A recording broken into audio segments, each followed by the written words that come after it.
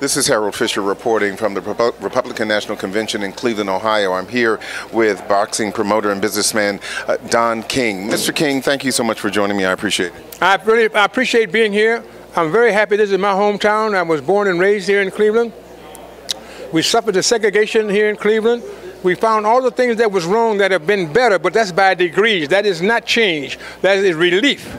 You know what I mean? So now, after all these years of women not getting their rights, and I distinctly like to separate that, white women not getting their rights, black people were grouped as slaves. So therefore, you had the mother, the father, the grandfather, the grandmother, the baby, the sister, the brother. You could do that collectively. But this system excluded 50% of its population, you know, in the votings. And so now that times has come around, what really titillated my fancy is not about Donald Trump or about Hillary Clinton, although I love them both, but I love the American people more.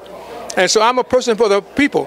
What got me is that he said he recognized the system because he had been a part and parcel of the system. He had played the system magnificently. He made bankruptcy a science.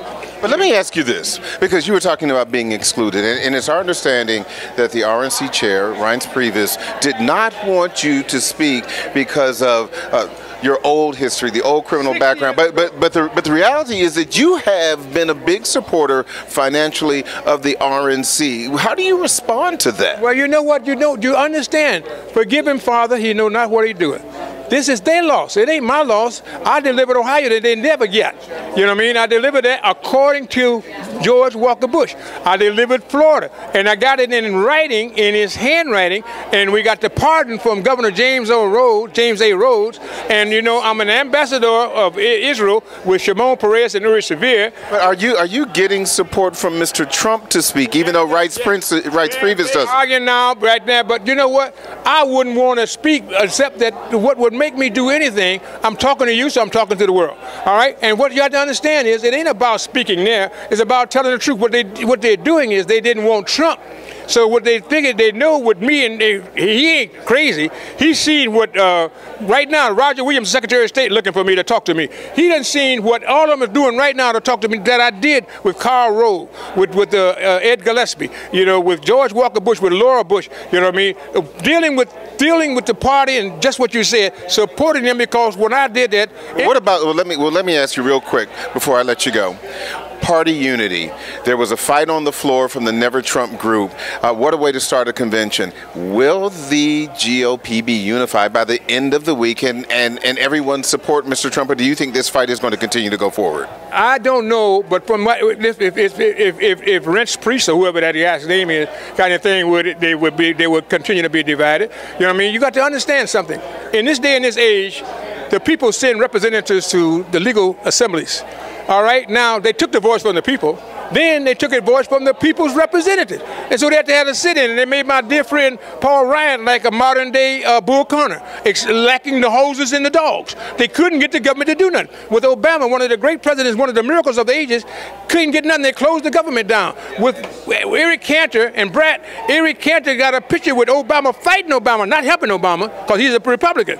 And they sent it around and lost the whole election by a landslide just being there. And the New York Times said, as much as I regret saying this, they hate Obama because he's black. And any hint of black cooperation with blackness is the kiss of death. I think that Reince Priebus understands that. So therefore, he didn't want the Double D to be out there. He didn't want me and Donald, you know, because what Donald lacks, I have. You know what I mean? And I'm the same iconoclastic individual that he is. You can't intimidate me, you can't coerce me, you can't bribe me. You know what I mean? I'm going to do what I feel is right for the American people, black and white alike. But Don King, not attention to their skin, but the country that they're hardened character. Well, I want to thank you so much for coming by. I really appreciate it.